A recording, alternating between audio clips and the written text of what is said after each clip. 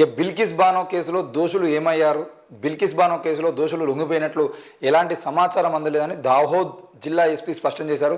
సామూహిక అత్యాచారం కేసులో 11 మంది దోషుల శిక్షాకాలం తగ్గింపును రద్దు చేస్తూ సుప్రీంకోర్టు తీర్పునిచ్చింది. కాగా 2 వారాల్లోగా దోషుల్ని తిరిగి జైలుకు పంపాలని ఆదేశించింది. అయితే దోషుల్లో 9 మంది కనిపించకుండా పోయినట్లు సమాచారం. దీనిపై దాహోద్ ఎస్పీ స్పందించారు. దోషుల లొంగుబాటుపై ఎలాంటి సమాచారం లేదని, వారు అజ్ఞాతంలోకి వెళ్ళినట్లు అనుమానించలేమన్నారు. కొందరు బంధువులు ఇంటికి వెళ్ళారన్నారు. మరోవైపు సుప్రీం తీర్పు కాపీ ఇంకా అందలేదని, శాంతి భద్రతల దృష్ట్యా తీర్పు వెలువడికి వారి ఇంటి దగ్గర భద్రత కట్టుదిట్టం చేసినట్లు తెలుస్తుంది. మొత్తానికైతే సుప్రీంకోర్టు కాపీలు ఇంకా పోలీసులకు అందలేట. మరి ఢిల్లీ నుండి దాహోద్కి రావడానికి వారం 10 రోజులు పడతాయి కావచ్చు. వారం 10 రోజుల్లో వీళ్ళు ఇంకో అత్యాచారం చేసినా కూడా మాకు సంబంధం లేనట్టు ఉంటారు కావచ్చు పోలీసులు. సుప్రీంకోర్టు తీర్పు ఇచ్చింది. ఆ సుప్రీంకోర్టు తీర్పు ఇచ్చిందనంటే అది ఆటోమేటిక్గా ఆ తీర్పు సుప్రీంకోర్టుకి ఇచ్చేటువంటి విలువ ప్రకారంగానో వాళ్ళని తీసుకోవాల్సిన అవసరం ఉంది. మరి 9 మంది కనబడకుండా పోతలేరట. 9 మంది కనపడతలేరు అని అంటే ఈ కేసును చక్కగా మా తెలంగాణ పోలీసులకు, హైదరాబాద్ పోలీసులకు అప్పచెప్తే మంచిగా ఉంటుంది. ఎందుకనంటే మా తెలంగాణ పోలీసులు పల్లవి ప్రశాంత్ లాంటి పేదోళ్ళు 24 గంటలు ఎక్కడో తీసుకుపోయి వాళ్ళ పొలం కాడ ఉండేది, పొలం కాడికి ఫోన్ లేకున్నా ఎలాంటి అవకాశాలు లేకపోయినా కూడా ఆయన దొరకబట్టి తీసుకొచ్చి జైలు ఎత్తారు మా వాళ్ళు. ఆయన గెలిచిన ఆనందం కూడా లేకుండా 24 గంటల పాటు ఆయన తీసుకుపోయి జైలు వేసిన పరిస్థితి ఉంటుంది. ఇట్లాంటి వాళ్ళకి అప్ప చెప్తే తొందరగా దొరకబడదు. అవసరమైతే దాని అత్యాచారం జరిగినప్పుడు రాత్రి ఎన్కౌంటర్ చేసేటువంటి తెలివి మా వాళ్ళకు ఉంటుంది. అసలు వాళ్ళని కోర్టు తీసుకోపోకుండానే ఎన్కౌంటర్ చేసేటువంటి మంచి ఆఫీసర్లు మా దగ్గర ఉన్నారు. కాబట్టి గసంటోళ్ళకి అప్ప చెప్తే ఈ బిల్కిస్ బానో కేసులో దోషులు ఎక్కడున్నారు, ఏంది, ఏ కలువలో దాక్కున్నారు అనేది మొత్తం మా వాళ్ళు బయట తీస్తారు.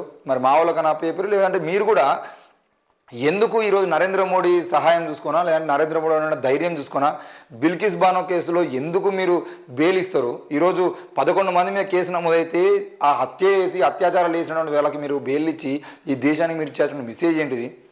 ఆ రోజు వాళ్ళు బయటకు వచ్చినప్పుడు వాళ్ళకు సంబరాలు చేసి, ర్యాలీలు తీసి, వాళ్ళకు సీటు తినిపించి, వాళ్ళని నెత్తినెత్తుకొని తిరిగి మొత్తం వాళ్ళని అసలు ఏం మెసేజ్ చేయడం కోసం వాళ్ళని తిప్పిరో అర్థం కాని పరిస్థితిలో ఈరోజు సుప్రీంకోర్టు సీరియస్ అయిన తర్వాత ఆ కేసులో మాకు ఇంకా నోటీసులు రాలేదు, మాకు నోటీసులు వచ్చిన తర్వాత మేము చూస్తాము. మొత్తానికైతే అసలు ఈ పోలీసులు దాచిపెట్టిరా, లేదంటే ఈ 11 మందిలో 9 మందిని మీరు అరెస్ట్ చేశారా, జాగ్రత్తగా ఉండుర్రి, మీరు జాగ్రత్తగా ఉండి మళ్ళీ బెయిల్ వచ్చాక కనబడకుండా ఊరి అజ్ఞాతంలో ఊరని చెప్పేసి ఎవరు చెప్పారు వాళ్ళు మనకి? ఈరోజు సుప్రీంకోర్టు సంబంధించిన విషయంలో సీరియస్ తీసుకొని మరి ఒకవేళ కనుక 2 వారాల్లోగా వాళ్ళు నిందితులు లొంగిపోకపోతే దానికి బాధ్యత కూడా ఆ జిల్లా ఎస్పీఏ తీసుకోవాల్సిన అవసరం ఉంటుంది. కాబట్టి ఆ జిల్లా ఎస్పీ మాట్లాడిన నిర్లక్ష్య మాటలు ఏవైతే ఉన్నాయో వాటి మీద చర్యలు తీసుకోవాల్సిన అవసరం ఉంది.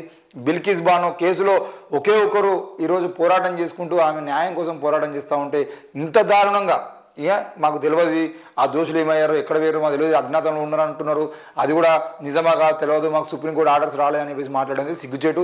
మరి ఈ బిల్కిస్ బానో కేసులో బీజేపీ వాళ్ళు ఎవరెవరు వెనుక ఉండి నడిపించారో కూడా దాని మీద కూడా ఎంక్వైరీ చేసి వాళ్ళని కూడా ఈరోజు కేవలం సుప్రీంకోర్టు మాటలని వదిలేస్తే సరిపోదు.